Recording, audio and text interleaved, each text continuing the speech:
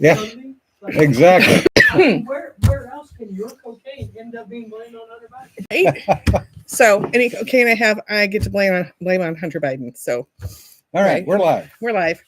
I don't know that that's really how we are, but here we. Hi, I'm home. I'm back from Oregon where they're still wearing masks in cars. Wow, I mean, hello. So right? Are they still poisoning people with jabs? Yes, they Oh, still God. are. I mean, it's very weird. It was very odd. It was like everybody's still kind of fearful and weird. But as soon as you got away from Eugene, out in the hill country, that's not progressive leftist. I mean, the Trump signs are legion. Yeah. In rural Oregon, it's kind of amazing. Oh, there you are. You're back now. Good. Here's your job. Just saying hi, gang. I'm here. So. Hey, Boats. Hello, everybody. All right, let's get this started. If you would like to keep the air conditioner running, because what is fall in Texas? It's still in the 90s, mid 90s. What is fall in Texas? Donate here. If you like coffee, and who doesn't? They're having a hurricane sale Huh. because they're about to get smacked. They're about to be dead center with Yeah. which one's this one? Milton. Milton. They're Milton's got a bullseye on him. So buy coffee. Let them know you heard about it here too. Hush, Sir Brass. T-shirts. Everybody loves T-shirts, especially with smart ass remarks on them. tinyurl.com, Among the Leaves Tees, friend of ours. Let them know you heard about it here when you order a shirt. Yes. So anyway, we are here. Well, yeah. Sanford has joined us at the Peanut Gallery along with Jonna today. John is back. Yay. Yeah, Milton's about to go all paradise lost on most of Florida. Well, Yeah, I no kidding. keep hearing, better hold your breath. It's starting to take. But hold my hand. I'm feeling sick Yeah. from the old Milton the Monster show. Right. Yeah. This has the potential to be seriously bad for Florida. Give Milton back his stapler. Yeah. Well, apparently, this is about as strong as the atmosphere is capable of generating in that particular part of the planet. Well, they're actually wondering if it's possible to get to a Cat 6. It's already up over 175 miles an hour. They're hoping that they get a wind shear that will break it down to a Cat 3 or 4 before it hits Tampa. But we have a number of friends in the path of it, most of whom have hauled ass again. One more time. And the Mike has a tumor, as he says. yeah, the question Well, it is, feels being a cat dad. where, He adopted a kitten. Look, how far north do they have to his go? wife adopted a kitten. With Some a, of with hurricane, who can tell? some of the folks are up as far as Virginia, are as far west as Texas, because that's the only place they can find hotel rooms. Because a hurricane, ooh, that hurt. Ouch. The hurricanes make left hooks. Yeah. Just all on their own. Some. Oh, Raptor, I have not caught it this morning. So if it's only down to 150, that's getting there. Only. North Carolina hurricanes never there. Yeah, right, Jesse. Across the northern tier of the United States, roofers are packing their trucks because they're Oh, going yeah. to have a lot of work to do. Well, I saw an interview with DeSantis last night. They have power company reps from Canada already in South Florida prepping to go in and help. They are estimating that they will have 30,000 power company people. And and he's saying point blank, we don't know how long it'll take to get power back for some of these folks. Interestingly, apparently, Harris has been calling on just about an every other hour basis, wanting to talk to DeSantis. And he's going, I don't have time to talk. I'm not going to play your political games. Which is a political game in and of itself, but that's Yeah. beside the point. It's sidecar political. It's actually he doesn't have time, and her calling, she's with the feds. Yeah. Get your fingers out of the pie. And Yeah. let the man cook. Well, she's doing that between going on the late night TV and Who's Your Daddy or Call Your Daddy podcast and other Apparently, things. apparently, she showed up for 60 minutes and got dragged. Yeah. I'm kind of shocked that 60 minutes would do it, but apparently it was not a good look for Ms. Harris. I think even the mainstream media is starting to realize that, oh, we've got a turkey, we better get it in the oven. Now, apparently, the 60 minutes, which is friendly territory, dragged her hard.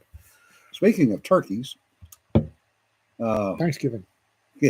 around the corner, there is what we were originally going to talk about, as I mentioned way earlier in the chat, is some Navy issues and mainstream media issues. New Zealand just lost their brand new ship, Newest and most expensive. which was a research vessel down off Samoa. Hit the reef, caught fire, and sank. We don't mean it's sitting on the bottom of the superstructure out of the water. We mean glub on a sub. It turned into a sub. DEI for the win. Yes, Rick, we're getting there. In addition to the reef. Interestingly enough, no mention has been made in mainstream media about who the CO was.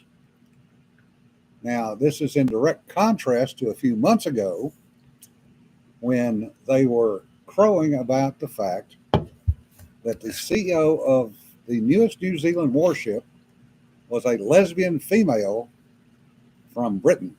Yeah, that's the shocking part. Not the lesbian female, because it's ever since the 90s, who cares? Yeah. The shocking part is she's a Brit citizen who apparently visited New Zealand on holiday and was offered command of their newest, most expensive ship over and above every other long-term serving New Zealand sailor. New Zealand has had problems for years. I worked with them and one of their destroyers named Takaha a few years ago down in Australia, one of the exercises. And talking to the CO, he says, we got a nice little Navy. He said, we don't have enough manpower to man all the ships. No, Jesse, it has not been upgraded to a Yamato class reef. They actually, well, they have to go get it because it is in a marine preserve. And yeah, Sean, lesbian captain crashes after insisting ships don't have to go into ports. Yeah, there are a number of issues. But bottom line was, she came down there, she was ex-Royal Navy. Now, in Australia, the procedure is if you come from a foreign country, transfer into the Australian military, you transfer at either the current rank if you're active duty or one rank lower if you're former active duty. Okay. A friend of mine, Ralph Brownie, was a lieutenant commander or lieutenant commander in the Canadian Forces in P3s. His wife was Australian. One winter back in 2007, she basically told him, F this, I'm going home. You can come if you want. All right. So he went, yeah, okay, we're going to Australia. So he transferred into the Australian P3 forces as a lieutenant commander. It cost him a year of precedence to fit into the Australian ranks. But he later became a CO of a squadron, as he said, a year later than it would have had I stayed in the Canadian Forces. That's the fair way to do it. This CO, however, she came in and was promoted over a number of the New Zealand people to be the CO of the Every ship. one of them. Yeah, basically all of the prospective commanding officers. And when your ship is the newest and most expensive, it's the unofficial flagship for your country. Yeah. So you got a Brit came in, got promoted, and went straight into the most prestigious slot that the Kiwis can have. There are a bunch of Kiwi naval officers are not happy. Oh, not just the officers enlisted too. Well, and I imagine there are probably a bunch of Kiwi officers enlisted who are now going, Yeah. Oh yeah. But the interesting part is when Guardian, the U.S. Navy minesweeper, ran aground up in the Philippines, the mainstream media was all over who the CO was, how well qualified he was, et cetera, et cetera, et cetera. And they beat that to death. I don't know anything a thing about this woman other than she's lesbian and Brit. Yeah. That's all I know about her. Well, And I there, went looking. and you're not going to find him because all that has been covered up. Because she's lesbian and Brit, and it looks bad on lesbian Brits in the. Well, and it New looks Zealand bad for DEI too. Yeah. Yeah, she was definitely an incompetent ship handler. Which is why I'd like to know what her career path looked like. Good luck finding I'd that like out. to know what her previous commands were, Yeah. if she had any. My only thing about calling her an incompetent ship handler is I have no idea how the accident occurred. Yeah. I mean, she could Because For all I know, she was there's nothing in the standing news. at the helm, swigging a bottle of whiskey, and drove straight into it because watch me. But then again, it could be that she was doing everything right, and she gave the order to go Yeah. X bearing, God and liked. somebody below her said got the digit transposed. Yeah, there's any number of Yeah. and the fact they're hiding everything Yeah. is not making it easier. That makes it a lot more likely. She said, "Hold my whiskey and, Yeah, and watch watch this. this." Well, and both the Aussie and the New Zealand ships, booze is allowed on board. They have officer and enlisted messes where you can drink. But this also brings up the instances that we had with U.S. destroyers, Arleigh Burke, running into other things. Those reports have pointed out a number of issues, not the least of which is, for those that are ex-Navy, op-tempo, PERS tempo violations. In addition to manning, exactly, Rick, doesn't matter who the OOD is, the CO is COs, ultimately yep. responsible, which is what happened on both the U.S. Navy ships. The first instance was up off Japan. The list of the laundry list of problems with that ship. Oh, no kidding. They were in a situation, and I was out in 7th Fleet during this time period, so I'm well aware of it with the Desron 15. They had ships that were scheduled to go in for maintenance and for upgrades. They were either to get the ACBs or the ACPs to upgrade their systems.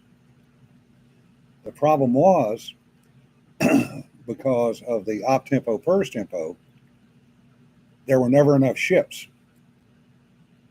So somebody would be scheduled to go in for maintenance, i.e. this ship, for example, was supposed to go in for an upgrade. They were headed to the shipyard in Yokosuka to have it done, got pulled out and said, no, go do this exercise. Apparently multiple times. They'd already been delayed 3 or 4 months on their maintenance. They had issues with the Spy 1 radar. They had crew issues with females on the crew not getting along. The CO at that point in time may or may not have known about it. That's questionable. But the OOD on the bridge and the female in CIC weren't talking to each other. In the middle of the night, there was a known issue with the radar where the operator on the bridge kept having to update manually. Yeah, he was having to hit the refresh button every second. The video shows him. He looks like he's operating a telegraph machine. What happens when you get that is you do not get a generated track. So yeah, they had a radar picture, but it was constantly updating. The OOD did not do a maneuver board to figure out where that ship was going. CIC was not updating her on their copy of the gen track for that ship. So you've got the two organizations are supposed to bounce off each other. The Bridge Watch and CIC are supposed to talk to each other to make sure that the ship is safe underway. Yes, Sir Brass, that's exactly right. Oh, not only that, but the captain, new captain, with a really good reputation, took a look. He had a paralysis by analysis moment. He took a look at what he had, what the people he was given, and saw that he didn't have really well trained folks. So he called in everybody early and did 12 hours of training. So they're all exhausted. And then he made the absolute incredible nerve of assigning his most inexperienced crew to work night shift in a busy sea. Well, that's not quite correct. There are bridge watch procedures, and there's section watch procedures, and you stand watch by sections. So it was that section that was on duty. It wasn't his choice. That's who was available. No, the investigation says he chose. No, that's incorrect. Okay. You stand watch by section. Any Navy guy knows, Navy guy or girl knows that. Okay. When your section comes up, it's your turn to barrel. The CO wrote his night orders basically to minimum speed, safe operation, head to Yokosuka because we're done. Yes, it was a busy operational area, a lot of commercial traffic. They're coming up on Tokyo Bay. That's busy in the daytime. The ship that they hit, which there are questions as to the accuracy of the report from it, but it appears that their bridge watch was not manning radar. Ooh. And they were not maintaining a surface plot either. Everybody screwed up by the numbers. Everybody screwed up by the numbers. The problem, and another problem was the OOD, when she finally realized there was an issue, gave an incorrect order to the helmsman. The helmsman, being an experienced helmsman, in his own head was maintaining a plot and went, that ain't right. He got overridden. Somebody else turned the boat. Somebody else jumped because somebody else apparently thought he froze. Yeah. And jumped to follow the OOD's directions. Right. And turned right into the ship. The ship hit the destroyer right at the captain's import or at sea cabin. He suffered probably traumatic brain injury. Oh. Because he was not as in control as one would have expected. Once they got into the spaces, they got him out. They got him to the bridge, and there's multiple eyewitness reports. He's giving orders, and as he's giving orders, he starts to shake, and his hands draw up like this, which we call decorticate posturing. And decorticate posturing is a sign of severe brain injury. Yeah. So that's one instance. Now the other instance is the one down off Singapore, where the ship just flat turned the wrong way because they were not maintaining a surface plot, and they had steering issues, and the crew was not well enough trained in the problems. Thought they shifted steering to aft steering, and it didn't go. And the helmsman spun the wheel, and the ship reacted. And in that one, they lost, I think, 10 or 11 people. Oof. So, we've not covered ourselves with glory. But part of this, again, goes back to the op-tempo, pers tempo issues, where the ships are being pulled out of maintenance and training to go do these underways to support exercises or operational requirements. And the crews are not trained. The crews are not meeting basic qualification standards. And all the crews, thanks to Vern Clark and his recalculation of necessary crew levels, all the destroyers are undermanned by 30 to 50 people. Mm-hmm. That was mentioned in this report. Yeah. So What now percentage is that? Huh? What percentage is that? Down there a third. If Takes not them more. down from in the 300s to the high 200s. Uh, yeah, they're not going to. It's not going to get better until we have a major issue or an administration change. To be frank, um, I wish I had a better answer for you, but I don't.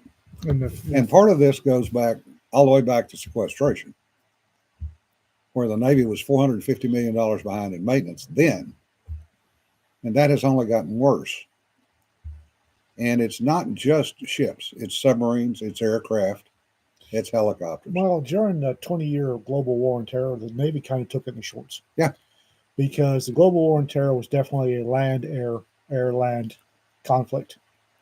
Yep. And a whole bunch of stuff, not well, a whole bunch of stuff got poured into Army, Marines, Air Force, and Navy kind of took it in the shorts. Well, the Navy always takes it in the shorts because they have to maintain ships. Everybody else is maintaining bases. I mean, all you got to do if you were ever in Hawaii is go over to Hickam and look at Hickam and how well maintained that base is, and then go look at Navy side and see how poorly the base is maintained.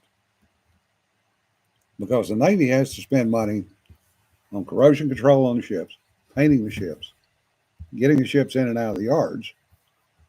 Air Force doesn't have to worry about that. They paint every one of their hangars every 5 to 10 years. The Navy has hangars that haven't been repainted since World War II. Hush differs. Ooh, barbecue sounds good. Yeah, Barbecue sounds really good. we just did that. We did. May do it again. Anyway, so that's the rant about the Navy and the state of the navies in the world. Well, the big thing that you're not mentioning that is the truth, though, is on the 2 instances with the American accidents, they hung the skippers out to dry on both of them in the news. Well, yeah, that they did because in the U.S. Navy, the CO is ultimately responsible. Whereas in the New Zealand incident, they're hiding it. Yeah. And that's not the Navy, that's mainstream media. Yeah. Yeah. And it will be interesting to see if the report ever comes out or if it ever gets any publicity. Well, it'll get publicity. It'll be buried on page 27, just behind the classified ads. Or they'll bury the lead on page 32 of 33. In slightly more cheerful news, Yes. I have discovered a new favorite-ish hot sauce. That retro jalapeno that somebody sent us. Yeah. It is really good hot sauce. Yes. It's mild jalapenos, tomatillos, and roasted garlic. Yeah. And holy crap, that's a good little green sauce. Salsa verde. Jesse, I've looked at them and Sir Brass. I run the lithium AAAs in this. Yeah, it's rated for 30 something lumens. Yeah. I get 45 with lithium Yeah. and an extra half hour of runtime. Yeah, I was going to say that's about what I get. That's and it's a little AAA. But I also run it in the mouse.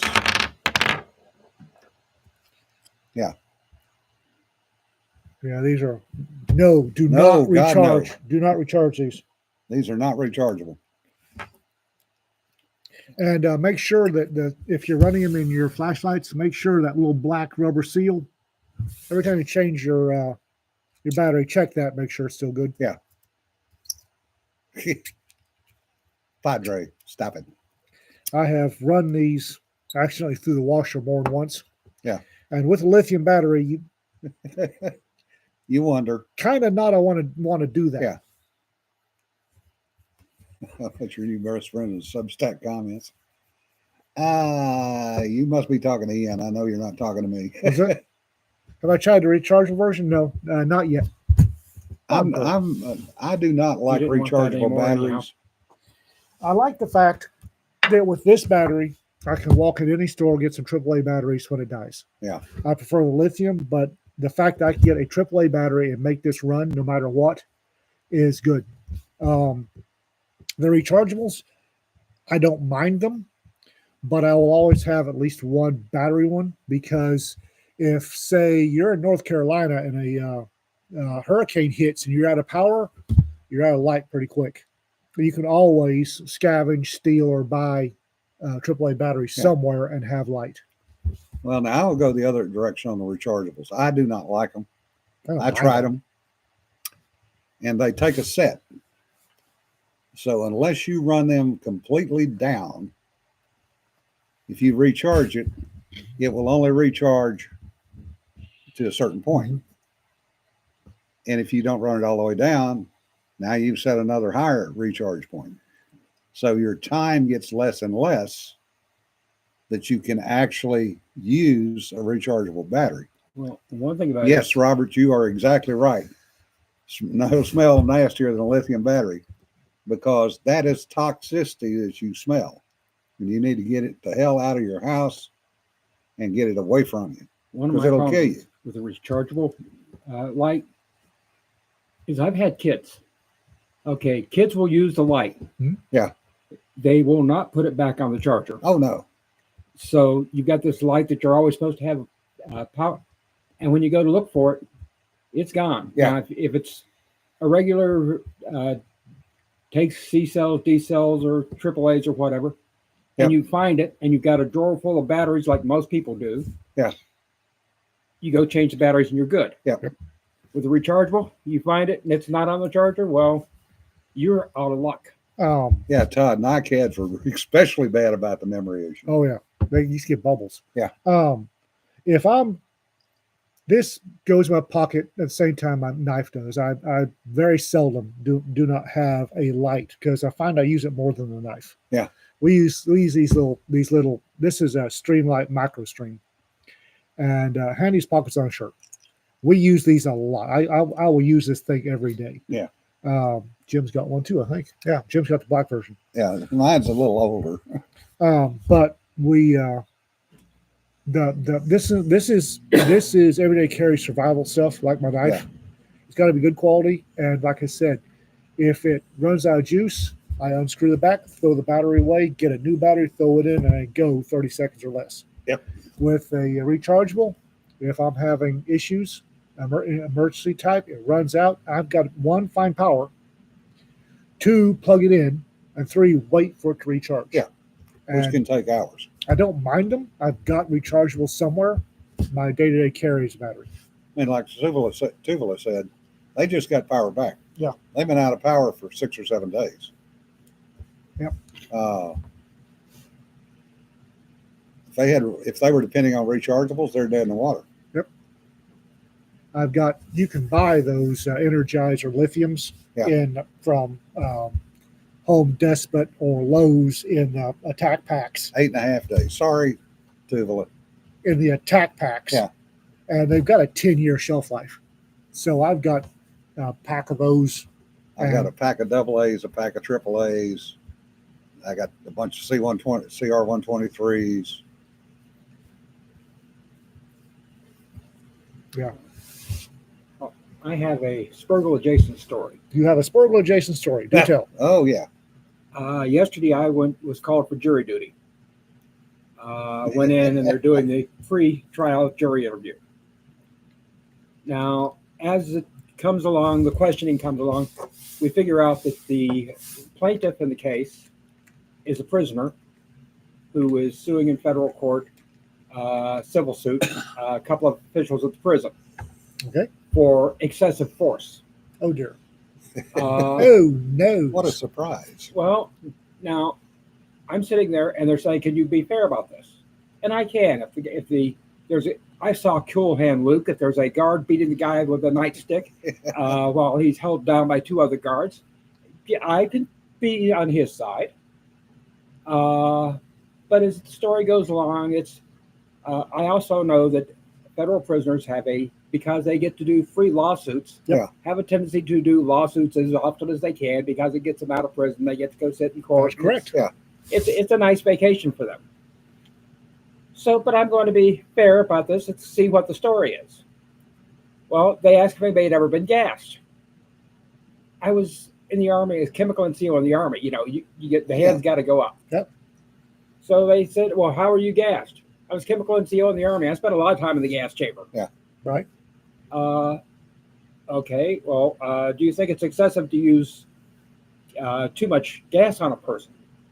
And I said, no, I think they ought to use tasers on the criminals because if you can get used to gas. Yeah. I can sit and have a conversation to gas. Yeah. You're correct. Now, when I said this, the plaintiff, and he's a nice enough looking young man of ethnic origin. Yeah. It's so ethnic, in fact, that I was reminded of the 1930s movies where the servant is scared by the ghost when the ghost shows up, because his eyes actually literally popped up and bugged out when I said taser. I don't think he was a fond of that idea. I do think that that's when they decided I would not be one of the jurors. Yeah. Released for cause. Yep. Released from jury duty for cause. Because we know which way this guy's going to vote. Oh, that's a good one. That's a good one. Oh, I would have been, had he been literally abused. Yeah. I'd have been on his side. I saw a cool hand, Luke. I think his definition of literally abused was not matching up to yours as well as he might have liked. yeah. Yeah. I don't know. I didn't actually hear what happened. Tugler says, good job, Sanford. I do wonder if I had any effect on the other jurors when I said that. Oh, I'm sure you did. Probably. Oh, Oh, look, we've got 42 people watching, only 18 likes. oh well. Nobody likes a rant. I apologize. Nobody likes stories where the poor innocent criminal gets they come up at either. Yeah, camp lights. Folks, you should always have backup power. Backup lights. Be it chem lights. Chem lights are cheap and easy, and if you Yeah. leave them in the foil, they last forever. Don't uh, take them out of the foil, but leave them in the foil, they last forever. Candles, lanterns.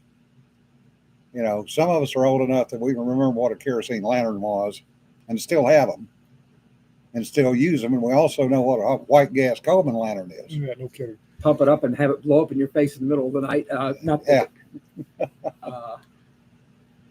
Chem light's good for 8 hours Yeah. if you get the right one. If you leave it in the full, it lasts forever. Yeah. And if it's dark, that 8 hours is nice.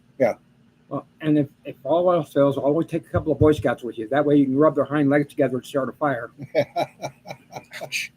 Uh-oh. How's Yes. Space Cowboys reading going? I was going to ask you about that earlier. It's going. It's going? Well, we It's got a going. stack of really good stories in there.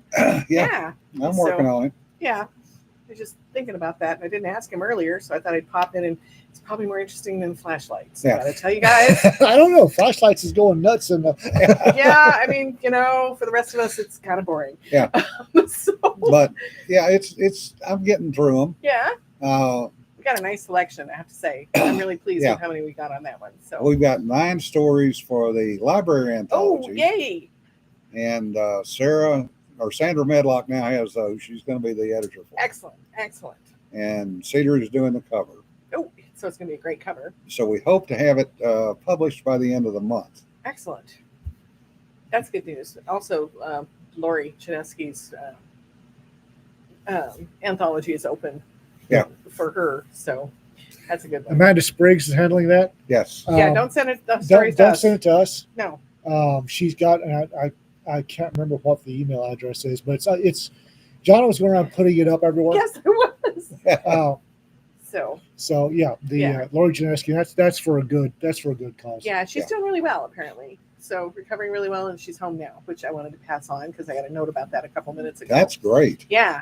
So she's healing up faster than I thought she was. I was Gotcha. talking to Matt, and he said Yeah. things are doing much better, but she still has a road ahead of her with Yes. some Yes. physical therapy. So Mike Burke, And physical therapy is expensive, and Yes. insurance does not want to pay for it. and she's got 3 little kids. Yeah. So Mike Burke has a subheading American Sergeant Major. mhm. Inside the parentheses should be America's Cat Dad. Yes. Anywho, he's asking about sword fighting and dueling in nuclear war. Well, there you go. Yeah. That's a little more interesting than flashlights. Thank you. So, Sword fighting. You want to go to, if you are writing Fleshlight. What No, the- Richard. No, Did somebody Oh. say fleshlight? yeah, it's Richard's being Richard. If you want really well done sword fights, go to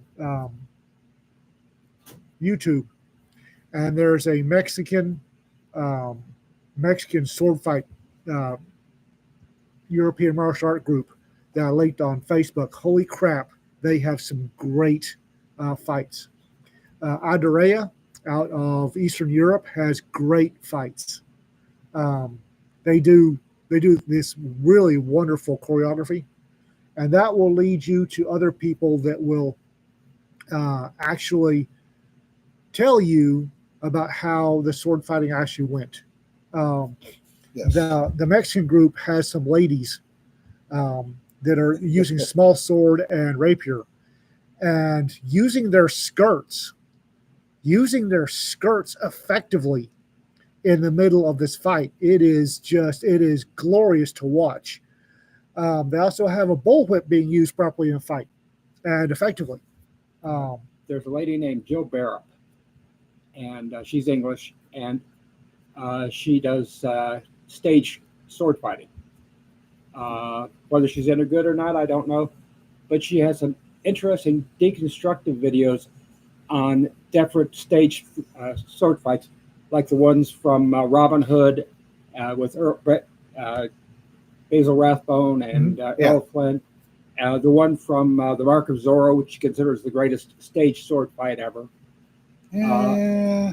Ones from that she really rails on, like today I saw one she did on The Great Race from 1960s. Tony Curtis. Yeah. Basically, the Fantastic Men, they're wacky racers or whatever. But she does these deconstructions of staged sword fights and how good they are as acting and how bad they are as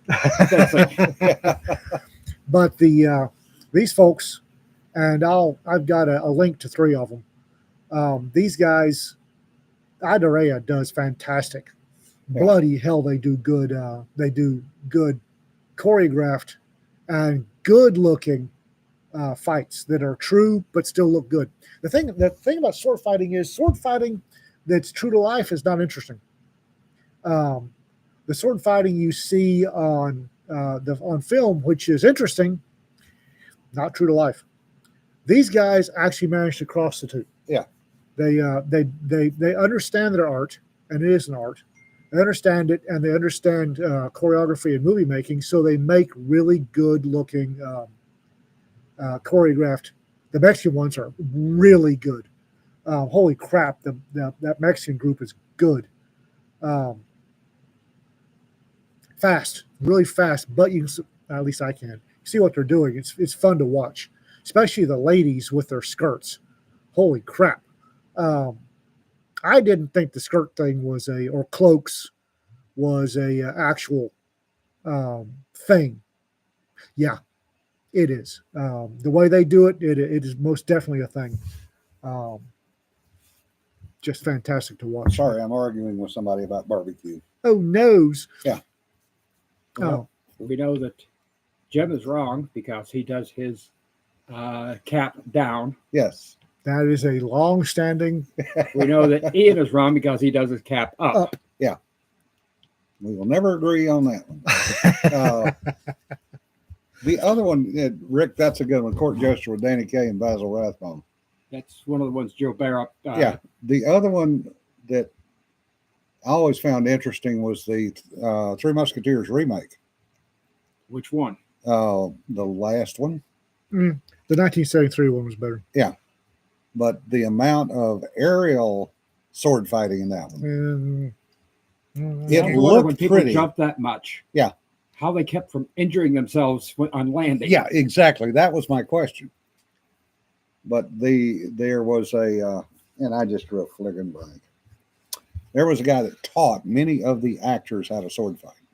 I am looking for those 3 so that I keep talking. And he was an acknowledged master worldwide in the art of sword fighting with any sword.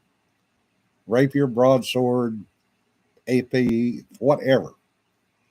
And he would take these actors and teach them how to sword fight. And then he would teach them how to choreograph a sword fight. And then he had to teach the photographers how to photograph the sword fight. Right. And I'm drawing a blank on his friggin' name. And I am a bad person to ask about sword fights. I like Renaissance arts, not the medieval. The Renaissance. Reinhardt. Thank you, Robert. That's who it was. Okay, so Adorea,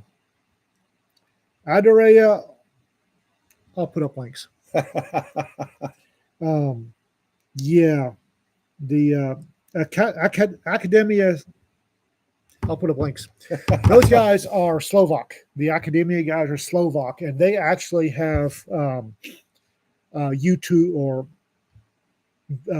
videoed classes out of the Great Fecht books. And they break down what you see in the Fecht books, which are the medieval and Renaissance fighting books. Yeah. They're gorgeous. Those things are gorgeous to read. But they break down what you see and they show you how it works and why it works. And it's really informative and pretty. Rapier and Epee most, well, ish. Epee, yes. Epee is for showing off. Rapier had, the early rapier was more, they tended to call it sword rapier. It was more for actual combat with everybody. Yeah. It as things progressed, it went down to personal duels. It wasn't nearly as good for smacking everybody. I prefer the back sword, side sword for I'm a George Silver fan. George Silver was an English swordsmaster, and he friggin' loathed rapiers and small swords. He loathed them. He was a big fan of the side sword, the saber. Time to cut up everybody that moves, and he was grouchy.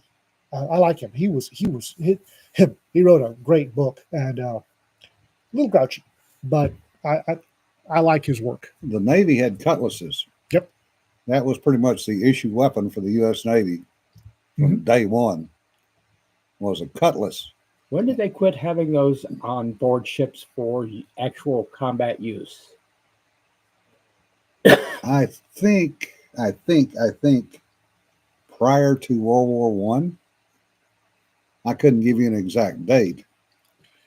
I do remember going to the museum at Anacostia, and the part of the display was a Revolutionary War piece of a ship, similar to the Constitution, with a full rack of sabers.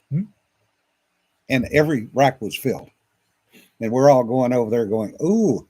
And the docent's going, no touch, bad touch, get away. Sir Bryce says saber is a great balance of combat utility and ease of carry for defense. Depending on the model saber, yes. I would also postulate that the British mortuary sword, which was a basket hilt, was also it's my personal favorite, right up there. Slightly heavier, the Schiavona from Venice is good. It's also basket hilted, bigger, heavier, but good for cutting your way through large amounts of idiots.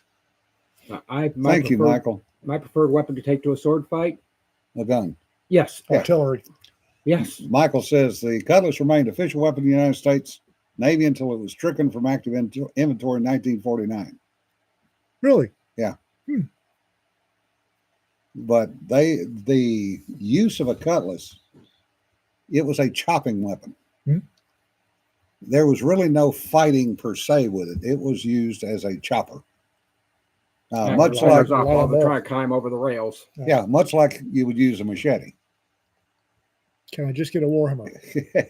Okay, you're about to. Okay, fuck it. Warhammers in Hollywood and in the books are stupid. Way too heavy.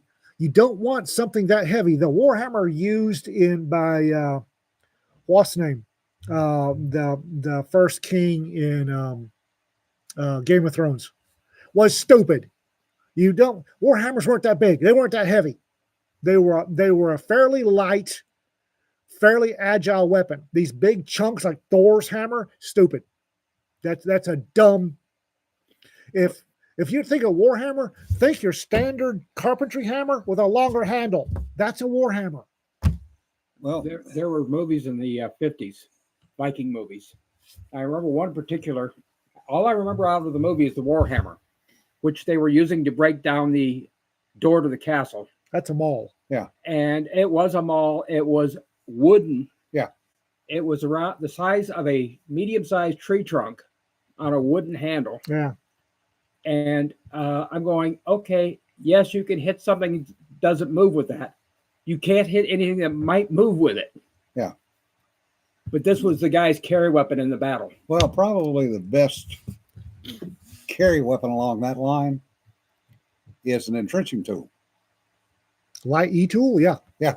Think about the Russians. The wooden handled ones, not those little folding pieces. The Russian wooden handled with a sharpened edge. American Cold, wooden handled are just fine. Yeah. cold steel makes a great, or used to makes a great copy. Yeah. And should be in the trunk of everybody's car Yeah. because it's great for digging out of snow Yes. or The allegedly telling bums to fuck off. you're talking about Thor a number of years ago, just back in the 70s. I remember reading something where the writer was making a point that Thor's hammer might in fact have not been a hammer, Okay. that Thor could have been a time traveler and his hammer was actually a automatic pistol. Randall Garrett, Frost and Thunder, published in one of my all-time favorite short stories. Yeah, for those you don't know, the story Jim is referring to is Frost and Thunder by Randall Garrett. And it starts out, this gentleman has it's Americans, flown to Sweden for IPSC, International Pistol Shooters Competition. This is back in the 60s or 70s when people were considerably less stupid. Yeah. So this guy has flown out to Sweden and he's got his pistol and something happens and he winds up in Scandinavia. proto Viking times. Yeah. So he's met this tribe and they're eating hazelnuts or some sort of nuts. And they've got these little belt hammers to break open the nuts to eat them, some sort of ceremonial thing. So he's using his 1911 to break the nuts and they think it's a hammer. Well, there's a little cutie and she gets jumped and carried off by, I don't remember if it was another tribe or if it was basically Wendell's. And they go to get her back, and he is shooting people with a 45, and all the tribe sees is is him, and then the coming back from the recoil, and it's all over and done with, And the bad guy's falling over dead. falling over dead. On the sound of thunder and Yeah. the lightning flash from the muzzle. And then something happens. He comes back to present day, and it turns out that his name is Taylor. Yeah. Which they heard as Taylor. And at the end of it, he's having his 1911 inscribed Mjolnir. Yeah. That's it. Yeah, that was a good story. It was great, And it was, it was believable, and it's still believable. except for the time travel part. Yes. Yeah. If you take the fact that he could have been dropped into the medieval ages, it's perfectly legitimate. Uh-huh. Well, there are people today that believe Da Vinci was a time traveler. I don't believe he was human. But even in our recent history, I'm not talking about hundreds of years ago. I'm talking about a century or so ago. If you took someone with modern equipment, the 1911, and you dropped them into the jungles of someplace in the Philippines or the Borneo or wherever the hell it was, or South America, where there were the effect they could have was because the technology was scary. It's basically magic to those people. Kermit Grant, that was Frost and Thunder by Randall Garrett. Yeah. If you wind up 100 years, somehow you wind up 100 years back, and you keep your wits about you, well, not even 100 years. Let's say turn of the century. You keep your wits about you. The things you know now you don't know you know. You could make a killing and or become a saint in nothing flat. Or rule the world. Rule the world. Well, that's actually more true for 100 years ago than for 1,000. The reason I say that, if you went back to 1900, some of our gang could build a much better radio than Marconi ever thought of. Oh yeah. With a razor blade and battery. All these things we could build. If you go back 1,000 years, you don't have the tools to make the tools to make the tools. Yep. No, but I could make penicillin. I know how penicillin is made. I know how it was discovered. Having the lab standards to be able to get it accurate or another matter. I can make it in a kitchen or something, at least something that give everybody a hell of a lot better chance of surviving. Not saying you could make something better than. I'm just saying that Just because you've already made it in your kitchen a couple of times inadvertently. When you're in Africa and you can't get antibiotics, sometimes one has to improvise.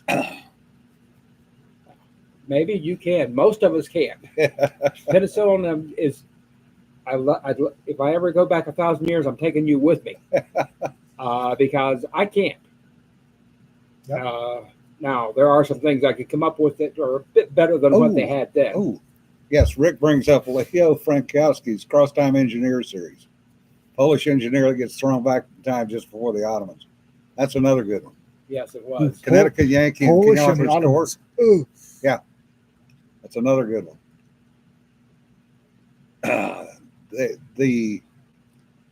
And those stories are being played with even today. Ian, no breads back then or mixed, no breads when you don't use rye. No, do not use rye. However, my happy ass is going out in the field and finding wheat because I'm not stupid and I don't want to wind up seeing little pink gnomes that aren't there. Well, you would have trouble finding wheat. You would find wheat grass because wheat had not been invented yet. Because Wheat grass. wheat is the original GMO product. Oh God, yes. Well, I don't know. There's quite possible some of the mustards are the original GMO product. That's arguable. Let's face it, all the green vegetables we have on the table, mustard and broccoli and they're all GMO'd. They're all GMO'd. They're all from the same the They're same all from the root same stock. original plant. Yeah. Yep. What is it? Let's see. Use rye, ergot dye. Yes. Yeah, don't use rye. Broccoli, Brussels sprouts, cabbage, lettuce, I think, Yeah. Mustard greens. kohlrabi, all same damn plant. I think turnip as well. Yeah, turnips also. Don't get me lying on that, but I think it's Yeah. all same damn plant. Yep, just the way it was split out. But if you really go back and look at it, and I did, they say wheat is the original GMO because they were using the grass and found out that it made a decent bread. Mhm. It made a better tasting bread than rye did. Also, So they started didn't planting. make you see God half the time, They started planting one way or another. that grass, and who knows how many hundreds of years it took to get it actual wheat. from grass to actual wheat. Of course, what I don't understand is why anybody. Okay, rye is not as good as wheat. Yeah. But why the hell did anybody ever eat barley? Because when you're in North Europe and you're starving, barley looks pretty damn good. Yeah, good point, Dagamore. Dwarf wheat from the 70s time frame stopped a famine in India and prevented one from starting in Mexico. Yeah. Oh, Joel, yes. That ClickSpring YouTube channel. The lathe that was used in the time of the Antikythera mechanism. I mean, if you look at that Antikythera, that should not exist. It should not be possible The machining wasn't available. for that to exist because the machining cannot exist in that time period. Yet it does. Apparently, it does exist in that time period. Well, you know, the guy from 1970s showed up with his machine shop, and That's one way of looking at it. But stuff like lathes, they're not new. No. They're Well, not hell, really new. they had lathes in revolutionary times, and that's how they bored barrels I was for. about to say, Yeah. if you've got a rifle barrel, there was a lathe there somewhere. Yeah. And And it any was- turned wood is, I mean, Foot powered. you know, what made the difference with lathes was once they got to water power, they became a whole lot more a efficient. whole different Well, kettle of fish. efficiency Oh, yeah. and stability, Mhm. because those are the two things that are required for a lathe. When you're doing the foot powered one, that only works for as long as you can stand there and pump, which Yeah. As long as you have an apprentice that will Yeah. stand there and pump it. Well, it's the same thing with a forge. As long as somebody could sit there and move the bellows, and the bellows would actually move air, you could get the right heat. up to a point, there's things that it depends on the quality of your fuel. There's the quality of your ore too. Well, there are so many things, and gunpowder, the original gun cotton.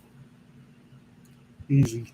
Yeah, it's easy if you can find all the stuff. Well, it's the simple fact that for gun cotton, your sulfuric acid, your nitric acid were in existence. I mean, way back. I've read Arab alchemical books that basically describe nitric acid, sulfuric acid, aqua regia, I think. Yeah. There was aqua something. I think aqua regia, but don't quote me on that. It was actually the old term for sulfuric acid. Yeah. And if I can find sulfuric acid, nitric acid, and cellulose, Yeah. boom. But It's not hard to make. think about the number of caves that they discovered looking for basically the guano. Hmm. All those caves in Virginia, Lynchburg, that whole area, all that came from hunting for stuff to make gunpowder. There was a cave in Kentucky that was the scene of a number of battles during the Civil War. Yeah. For 'Cause possession. That's where Yeah. the The guano potassium, was. potassium nitrate was. Yeah. And we've wasted another hour of your time, folks. Holy crap! And not only that, but you get potassium nitrate if you have a barn with livestock that are doing what livestock does and dropping Yeah. loaves everywhere. You're going to wind up with potassium nitrate. Yeah. If The you question is not whether it's there; it's the question of whether the average person can recognize it when he sees it. Yeah. if you got an outhouse, you'll wind up with potassium nitrate. It will show up. Yeah. It's just people didn't know what to do. You can find sulfur. Yeah. You can find potassium nitrate, and by God, you can find charcoal. You can make charcoal fairly easily, depending on the type of wood you have. And if you can make your own sulfuric acid and nitric acid, which is not that difficult once Yeah, you have Somebody salt. upstream said that aqua regia was nitric acid. Yeah, okay, probably. Sulfuric acid is aqua something or other. I forget what the hell It's it the only was. thing that will dissolve gold. Nitric acid. Uh, So you had to way back when. If you've got nitric acid and sulfuric acid and some form of cellulose, Yeah. I've got gun cotton, and you're going to have a bad day. nitric acid, your sulfuric acid, and okay, your clothes are now mine. Yeah. Oh Yeah. look, you've got a wall. That's cute. Let me show you your wall. Oh look, a barred door. That's cute. Well, Oh, the look. Chinese supposedly invented gunpowder. Well, once you have gunpowder and a little metallurgy, Yeah. Oh, you've got a nice suit of piece of iron protecting your chest. Yeah. Again, that's cute. Yeah. Let's make the front plate touch the back plate with you still in it. Yeah. The Chinese did invent gunpowder. There's a certain, we're not sure if they were the original inventors of Yeah. gunpowder. They did invent it. But the use of it came from Europeans, or the the proto-Europeans. Europeans, because we're us, took a look at it and said, how can we kill people over there with it? Yeah. The Chinese use it to run off bad spirits, Yeah, fireworks. fireworks, and That's some what it was artillery. originally developed Yeah. for in China. Yeah. Well, that and it was used against the Mongols and various other tribes that used horses because it would scare the crap out of Yeah, the it was horses. fireworks. Fireworks. And on that note, folks, we're We're out. done. Frank, stop drinking. It's bad for your liver. You'll be okay. Yeah, we will talk to you later. Yeah, what was that? I don't know. Flint, Michigan, fuck you. Not somebody I know. Ain't it time for you to say, don't sweat the sweaty stuff and don't pet the petty stuff? Don't pet the sweaty stuff and don't sweat the petty stuff. Get it right. And we will see you Friday or Thursday. That Y'all whatever be day safe. of the week it is. Y'all be safe. Y'all have a good one. Bye. I knew what